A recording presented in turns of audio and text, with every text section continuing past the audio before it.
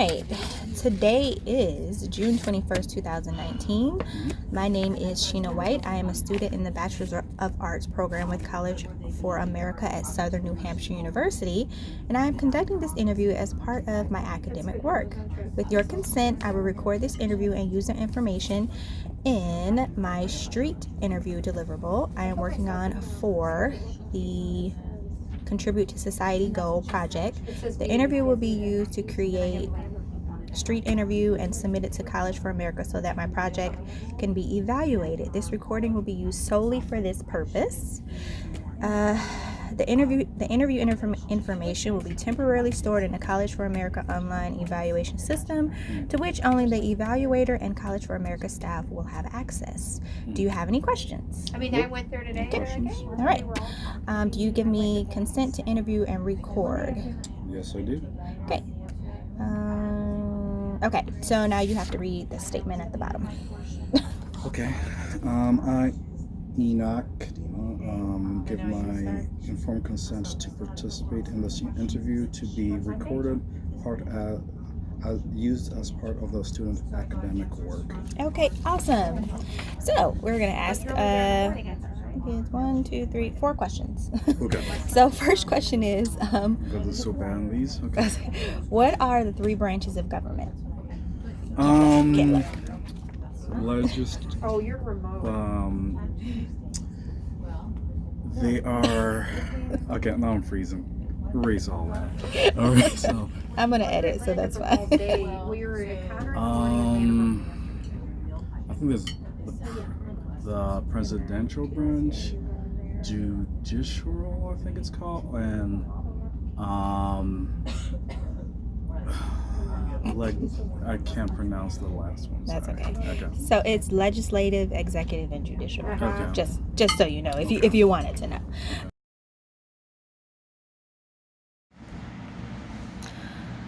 There are three branches of the government. That includes the legislative branch, the executive branch, and the judicial branch. The legislative branch is called Congress, and they make our laws. They are divided into two parts: the Senate, which houses 100 senators, which represent 2 from each state, and the House of Representatives. The representatives meet together to discuss ideas, better known as bills. Together, they discuss if they should become a law. There are 435 representatives, and the number of the representatives each state has is determined by its population. Both senators and representatives are elected by voters in their state. The executive branch, which holds our president, and their job is to enforce the laws that Congress makes. The president is elected by U.S. citizens. The judicial branch includes the Supreme Court and 9 justices. They are special judges who interpret the laws according to the Constitution. They tend to only hear cases that address issues with the Constitution. All right, so I'm going to read the informed consent to you. Okay. Today is June 21st, 2019. My name is Sheena White. I am a student in the Bachelor's of Arts program with College for America at Southern New Hampshire University. I am conducting the interview as part of my academic work. With your consent, I will record this interview and use the information in Contribute to Society street interview I am working on for Contribute to Society, Government, and You. The interview will be used to create street interview and submit it to College for America so that my project can be evaluated. The recording will be used solely for this purpose. The interview information will be temporarily stored in the College for America online evaluation system, to which only the evaluator and College for America staff will have access. Do you have any questions? No. Okay, cool. Okay, do you give me consent to interview and record you? Yes. Okay. So I'm going to ask for you to read the statement at the bottom there. I, Connie Baines, give my informed consent to participate in this interview to be recorded and used as part of the student academic work. Okay, awesome. So we just have a few questions to ask, and you don't have to get them right, but Okay. all right. So the first question is, what are the three branches of government?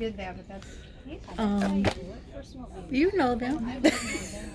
Okay. Do you want to guess? Legislative.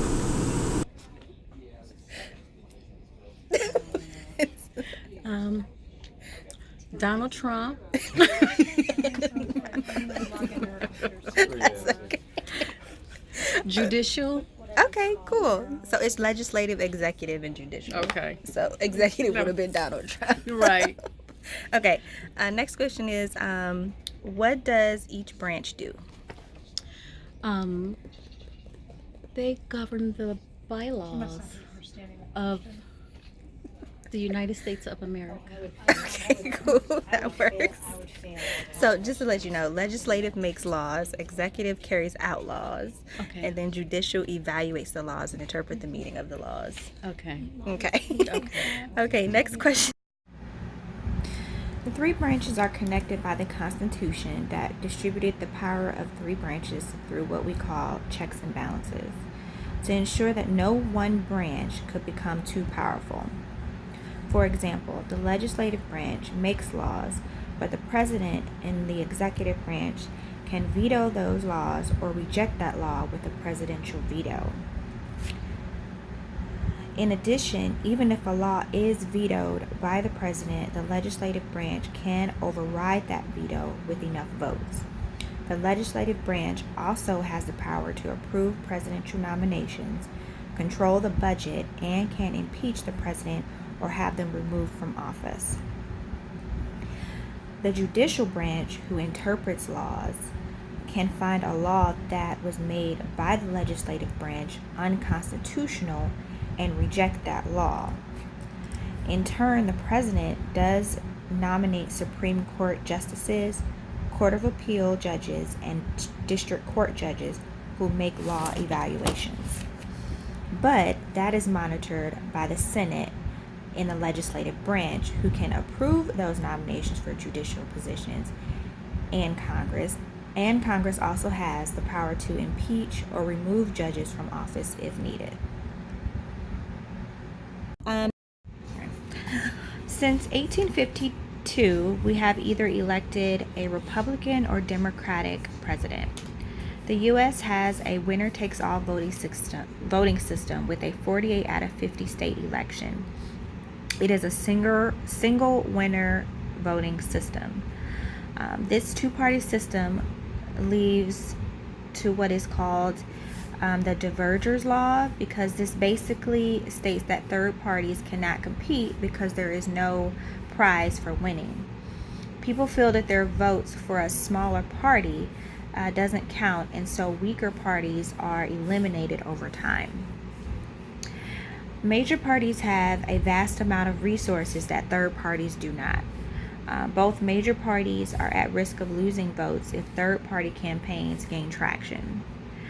With third parties, there are ideas that tend to be ideological and extremist. Third parties can affect election outcomes by taking away votes away from viable candidates.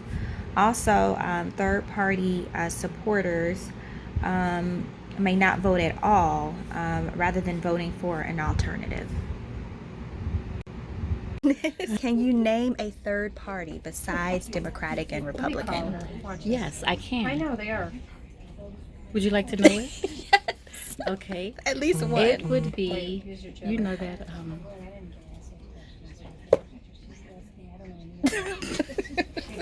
I know. So, okay. wait, no, it's the one that's neither or. I can't. Non-something. Okay. So there's three of them that are the most popular. So it's Liberation Party, Green Party, and the Constitution Party. non-constitutional party. Hi, That's the one I Lisa. was Thank you thinking for of. Okay. calling Okay. me back. Are you saying Next that's not question what you were- is, what is the Sweet. basic Okay, so process can by I which remote a into your bill computer? becomes a law? Because I want to get a screenshot. Well, it because goes they think through it's the working. different chambers. Okay, what's your PCID? You know, it goes to this person and this, well, not Yep, person, yep, but yep. this And group it's of in people. yellow, and the highlighting this part of the group, bold. and then it moves along, and then it has to be agreed upon, and then that's when it's signed. May or may not be signed. Okay. Okay. All right. That was pretty close. Okay. So we'll go with that. All right, Connie. Thank you for your interview. Somehow I sent it from your Nice computer. job, Sheena. Thank you, and good luck to you. All right. Thanks. Bye. Can okay. How does a bill become a law? Okay. So first off, a legislative introduces a bill or an idea. After the bill is referred to a committee and voted on, if it wins the majority vote, it moves on to the Senate floor for consideration.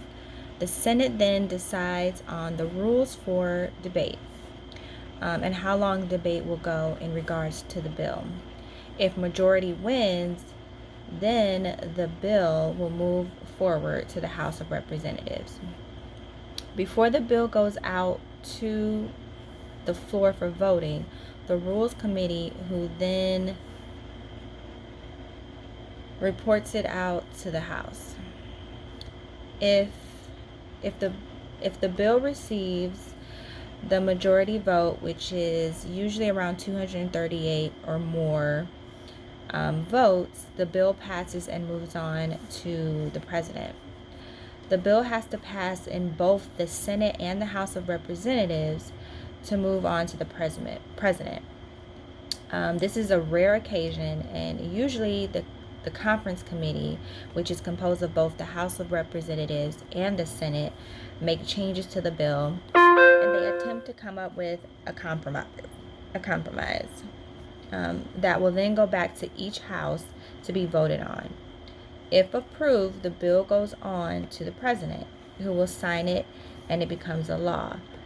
But with the president, he or she also has the right to veto the bill and send it back for modification. Once again, Congress and the Senate have to vote on the bill, and then it goes back to the president for him or her to sign, and then it becomes a law. Now, if the president does veto a bill, Congress does have the right to override the president's veto, and then the bill becomes a law even without the president okaying that bill.